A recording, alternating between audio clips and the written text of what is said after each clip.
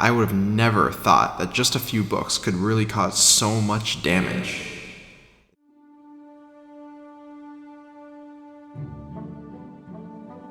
You thought that banning players with written books was crazy?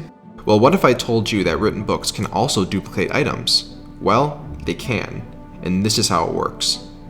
When too much data is stored in a chunk, Minecraft will refuse to save it to the disk. And when a chunk is in this state, anything in it can be edited and brought outside the chunk. And when that chunk is unloaded and then reloaded, the chunk is reverted to the state it was before. Everything taken outside that chunk remains, as well as the items you started off with before the glitch was performed. So now for the tricky part. How do you overload the amount of data within a chunk? Well, it happens to be that written books are the perfect candidate for storing large amounts of data. But these are not banned books.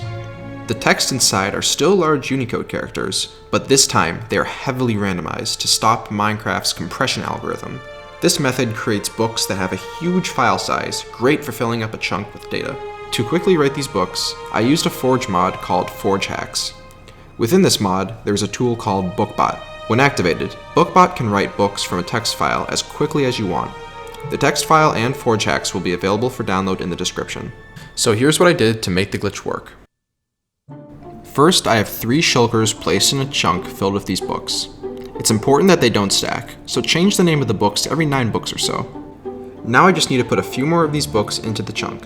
I'll do this by placing them into a hopper, which will feed them into a chest inside of the chunk. You could also manually put them into the chest.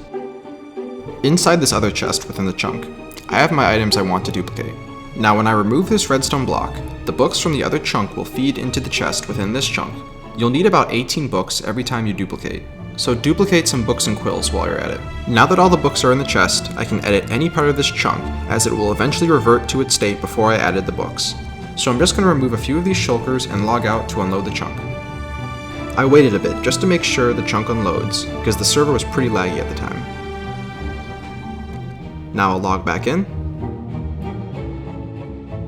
and as you can see, my items are now duplicated. Now the history behind this duplication glitch can get a bit complicated, as some say it was first used a few months ago and others say it was used as long as a year ago. But sometimes, history of things like this can get complicated to the point where it's almost impossible to give a proper timeline. That's all I have for today. Good luck out there.